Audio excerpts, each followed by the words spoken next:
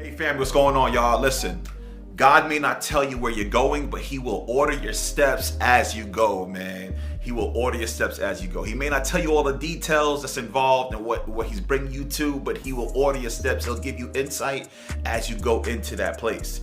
In Genesis chapter 12, we see the story of Abram, where God is initially calling Abram from a place of comfort to an uncomfortable space. You know what I'm saying? Because he says to leave your father's place. He said, leave your country, leave your friends, leave your environment, leave what you were comfortable in, and go to a place that I will show you. He said, go to a land that I will show you. He didn't tell him the land. He didn't give them details of where he was going, but he said, listen, you have to leave and then cleave to my promise. All right. And I think oftentimes we want God to do a new thing in us, but we want to stay in the old place. We want God to do a new, but we want to stay in the old. And God cannot do anything new if you're unwilling to follow his commands. You're going to have to trust God on his promise. You're going to have to take him at his word, knowing that he said, if you go to this place, I'm going to make your name great. I'm going to make you a great nation. I'm going to bless those who bless you. I'm going to curse those who curse you. He said all of these good things for Abram. In Genesis chapter 12, read it, verses 1, 2, 3, and 4, and all that stuff, or whatever. You'll see it there.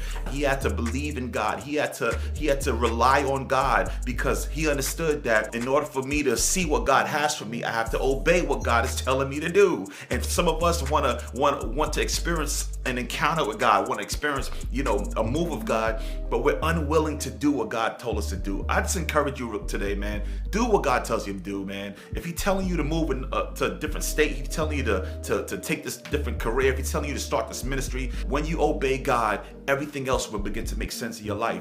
God's word over your life has to be louder than any other word that exists out there. All right. And I just came by to encourage you, man. Yes, you listen to God, listen to your creator, because he has something for you on the other side of your obedience. All right. So be encouraged, be inspired, and trust God with your life, man. Because I'm telling you, man, life doesn't make sense if God ain't in it.